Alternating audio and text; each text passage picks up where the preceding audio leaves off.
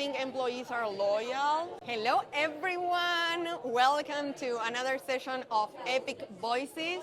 From the Epic Ways, we foster human talent, and we are today broadcasting from Expand North Star, an exhibition from GITEX in Dubai. Woo! And we are here with Vishnu Agikumar. Yeah. Did I pronounce this well? I think it's quite Vishnu? right. Yeah. Thank you so much for being here with us today. And for the ones who don't really know you, who is Vishnu? So I would say, I'm a very humble person.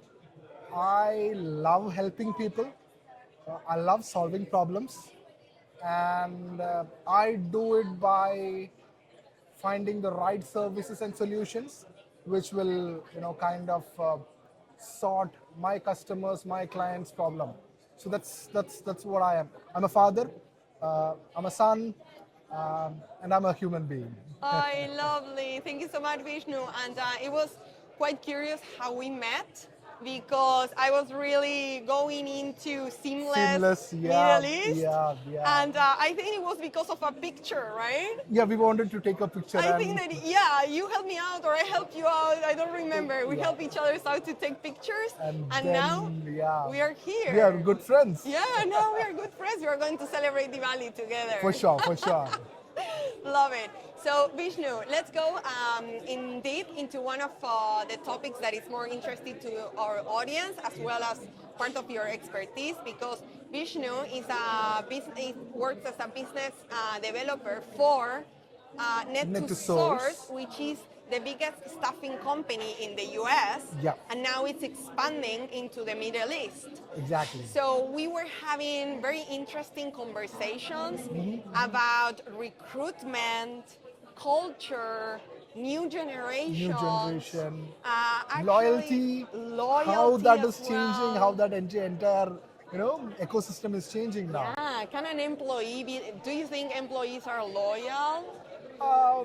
Again, it's actually, some people will say yes, loyalty existed, but I would like to believe it in a different in a different way. So what we can say is our business have seen three revolutions. First is the industrial revolution, then we have seen I think information revolution, and then the social revolution, which is currently happening. So when it came to industrial revolution, it was the time when the bosses were right. The opportunities were less. Even if you beat the employee, he'll stay because he don't have an option. And then people thought it is because of loyalty. Yes, there are some people, I would say, who are very passionate about what they do. And more than loyalty, it is the passion to their work which makes them stay with the company for a longer run. And also maybe some of the benefits, the easiness they have with the company. Then we had that second revolution which is the information revolution after the industrial revolution, where, during this information revolution stage, people worked for the quality of life. So earlier it was survival. In the industrial revolution, people worked for survival. They just wanted to survive because the opportunities were very less. When it comes to the industrial information revolution, it was more about the quality of life. So more like our fathers. So the second generation that actually worked, or the second generation of workforce.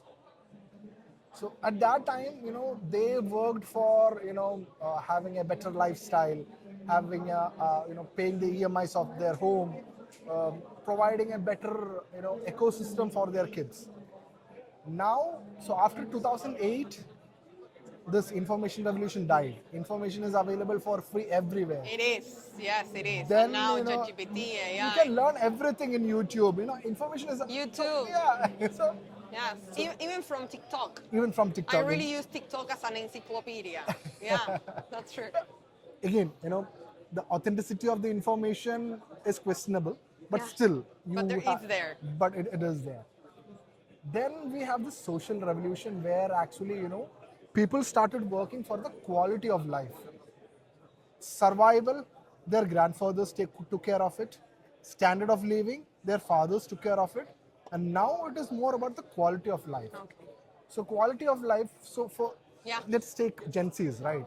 So when they want to work in a company, they look at the quality of the company, the quality of the job, the quality of the opportunity, the quality of the growth which they are going to get.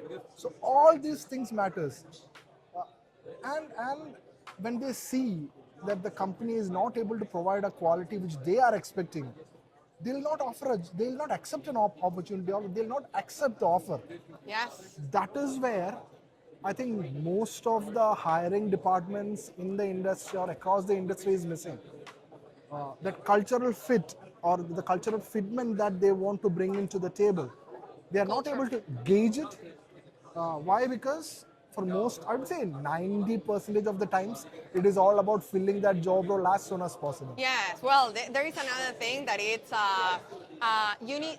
There is another thing that it's also speed when you're hiring, right? That companies what they are looking for it's really to cover these spots in a fast way. Yeah. But how important is quality and really matching not only the person to the position but also the position to the person. Exactly. How important is this in recruitment? How can a recruitment agency actually grab this talent that is um, inherent to the individual and put this person into the right team? How can a recruitment company like Net2Source then create better, more productive teams focusing on that? Makes sense. So it always starts with understanding the requirement, understanding the culture of the company, what is expected out of that person. For example, let's say a startup. In a startup ecosystem, 99% of the time, whoever is being hired is expected to wear different hats. They'll have to be very aggressive. They'll have to be proactive.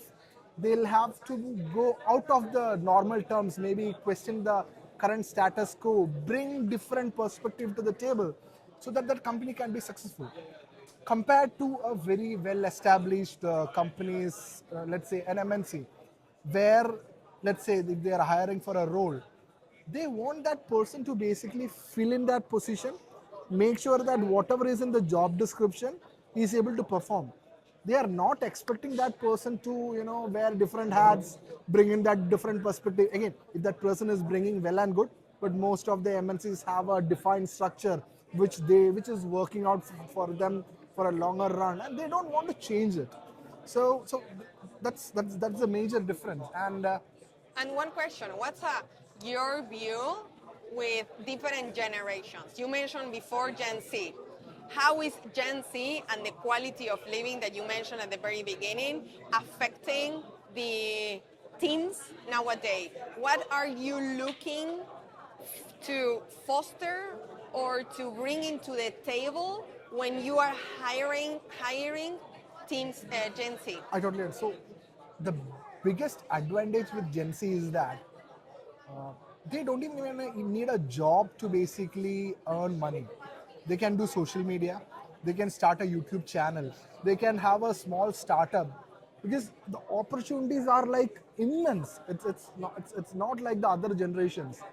So if you want to attract the best people to your company, then you should have a mechanism to basically provide them quality of work.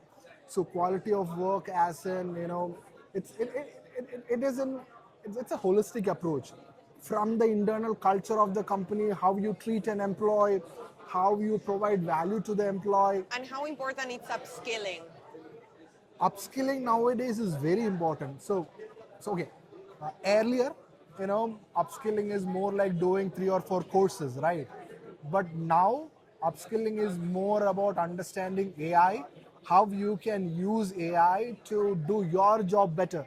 So most of the people have a fear that artificial intelligence is going to replace the workforce. But what I personally believe is it's not going to replace the workforce, but it is going to make your work a lot easier. For example, agentic AI, creating agents to automate your workflow.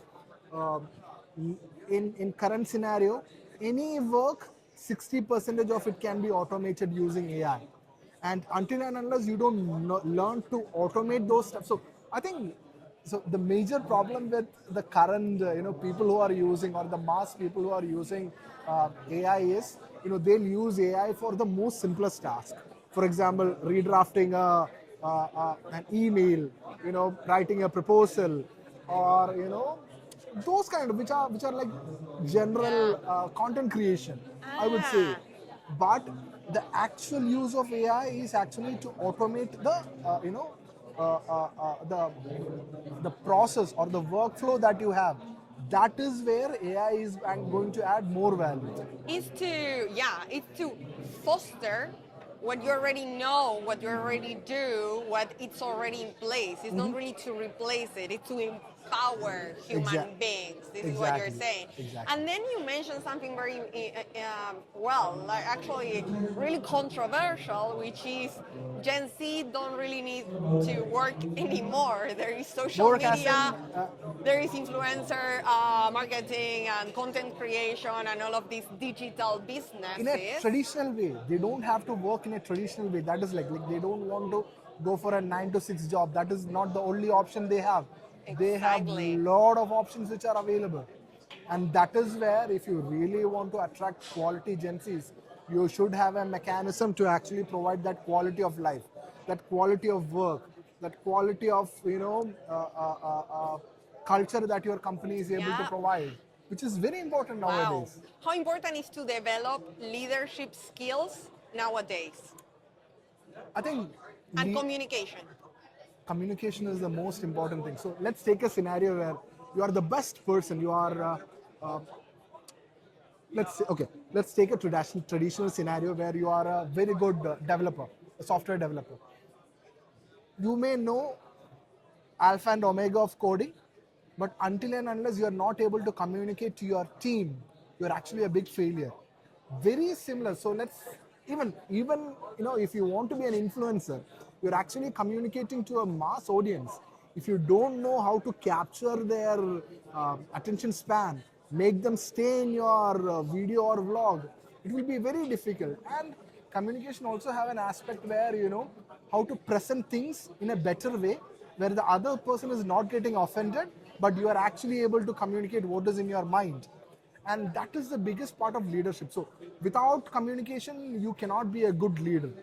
And when it comes to leadership, what I believe is, if so every organization, any organization, if they don't have a good leader who don't have a vision, who don't know how to support, lead, encourage, empower their team, the organization will never be successful. Yes, it can grow to a certain limit, but after that, it will not grow. Yes. And I have personally seen that with many companies where the leaders have a very limited vision, uh, and that can be of many different reasons, right?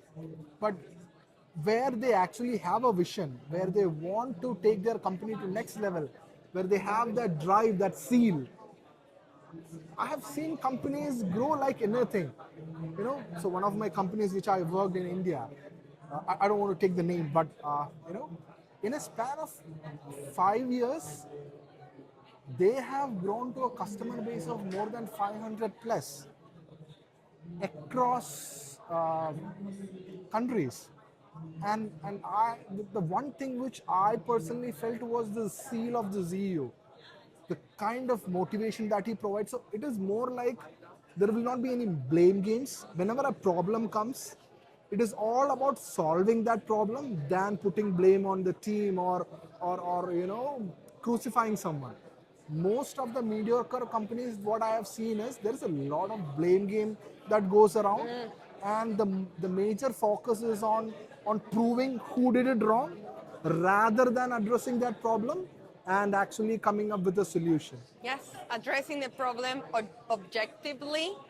Don't take anything personal as a leader, and you are the responsible for setting the tone and deciding the direction. You are moving the ship Exactly, forward. exactly. And You, there are also some leaders, who will not give their team a certain leverage to make decisions. Yeah. So the biggest problem with those kind of leaders are they'll only create followers. They'll not create the next generation leaders. So Exactly. to be a leader, you should have that space where you can make decisions, and most of the times, you make a decision and you make it right. Yeah. And because the leader, you said something very insightful, which is the leader shines through their team. Exactly. Not by his or her achievements. It's through his or her team that the leader shines. Exactly.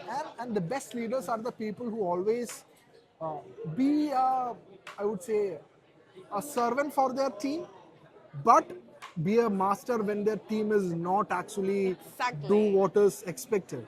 So Exactly. it's actually a balance.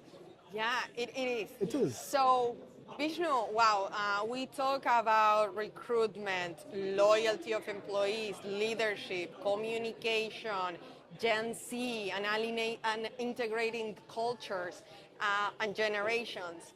So, what's your message for the future leaders, the future generations? How can they insert themselves successfully into the market? What are your clients looking for, and how can the next generation of leaders integrate into a market like the Middle East one?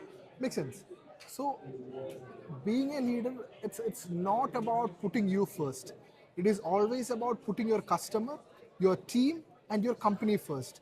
You will be the last person that you will choose. You will do anything for these three people, then you will be only choosing you. I think that is the first thing. Then of course communication, integrity, which is a very important thing, because in the Middle East market, it's all about integrity. Once you lose it in the market, it's very difficult to gain. And then of course about how better you are able to understand the other person's problem, and how well you are able to craft a solution that will actually add value. For example, let's take a scenario where you are a SaaS leader.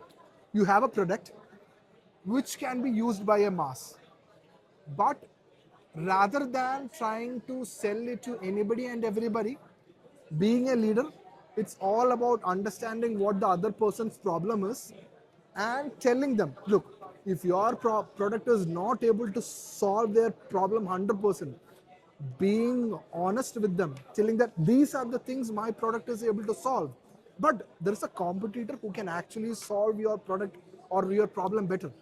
That creates that relationship, that gives that integrity, and that is where, or that is how you create a long-term relationship. And when you actually really want to help others, good things will happen to you in ways Yes. you cannot actually imagine. Yes. Thank you so much, Vishnu. It was amazing. Do you want to drop the last message for our audience? I think, uh, be truthful to yourself, and whatever you do what you love what you do, live your life happily. It's just one life, so live the life king size. Follow your passions and stay epic. Eh, Stay Bye. epic. Bye. Thank you so much, It was Vishnu. Thank you great so talking to much. you. It was So great. I'm expecting you to be on Friday evening. You should come.